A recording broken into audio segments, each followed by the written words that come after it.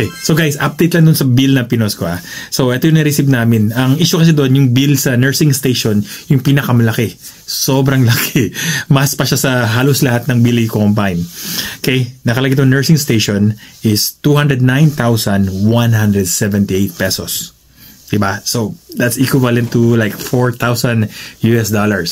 As compared sa ibang billing guys na statement na nakalagay doon like sa pharmacy, nasa less than 24,000 lang, yung laboratory 17,000, hindi ko makita tong 19, tapos central supply 15, yung OR guys, yung sa OR 16,000 lang, tapos yung PACU is 3,000, room charges 19,200.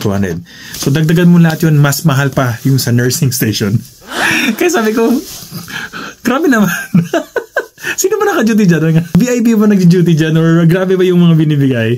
So, sabi ko sa kamag-anak ko, i-ask niyo yung itemized bill muna para klaro tayo. Kasi hindi ko sure kung bakit ganon. Gusto ko lang malaman, okay naman akong bayanan to if may justification, di ba? So, nagantay lang sila na mag-open and nag-request ka sila. So, eto na yung update, guys. Ang nakalagay dun sa bill na nakita namin, ito yung pinaka-obvious na nakita namin. Nakalagay dun, CBG spot check. Yun yung pag-check ng sugar guys. Yung tinutusok sa finger tapos chine-check yung sugar level nyo. Okay, diba? So, kada tusok, ang sabi nila, chine-charge nila is 200 pesos. Okay, so, okay naman. Usually, ang tinutusok mo dyan is 4 times a day, maximum 4 to 6. Depende sa sugar nyo. Pero ganun yung sugar niya. So, few days pa lang yung kambagan ako dun eh. Pero, ang charge nila guys is 1,028 times na chinek or tinusok yung kambagan ako. Talo pa acupuncture. So, hindi ko alam kung saan na tinusok. So, kaya i-times yun to 200. So, equivalent po ito ng 205,600 pesos. So, doon guys. So, doon namin question to. Tinanong namin, ano to? And if makita nyo dito sa bill sa taas, sa oxygen, nakalagay, same din sila guys, na yung quantity niya is 1,028. Pero ang price niya is 1 pesos lang. Okay, kaya 1,028 lang siya.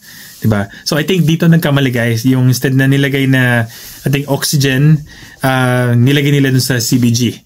So, parang ganun. It happens. Manual naman kasi tayo sa Pilipinas sa pag-enter ng bill eh. So, it's human error. Intindihan ko. And I've been there also. So, that's why we have this itemized bill. So, yun na nga. So, ito na yung updated bill guys. Pakita ko sa inyo. Okay, so ang latest bill guys, from their side, from nursing station is down to 3,578. Yeah! Diba? Nung nakita ko yung bill guys, parang, di ko na kailangan mag-overtime. So, yung final bill at this moment, guys, is 126,438 and 49 cents. Diba? So, super laki ng difference, diba? From 300 to 126. So, more than half, guys, ang nawala. Diba? So, kasi nung nakita ko yung bill, nung una talaga, shit, $6,000, hindi pa yung kompleto. So, alam mo yun na parang buwan mong sweldo, lagpas pa buwan mong sweldo, diba? So, so sabi ko, we need to check this. Tara lang ma-sure. And buti na lang we did. Okay? So yun lang, at least na-clarify namin yung problema nito guys. And aside from this, hindi pa na-apply yung PhilHealth. So hopefully malaki yung bawas dito. Kasi nga, masakit pa rin. Alam mo yun. And aside pa doon na may ginastos kami na hindi nakalagay dito sa bill, we have to buy specific titanium plates and rods. Mga ganun, nasa $2,000 din yun. So, diba? I'm sure nagulat kayo sa bill. Kasi ako, nagulat din ako guys.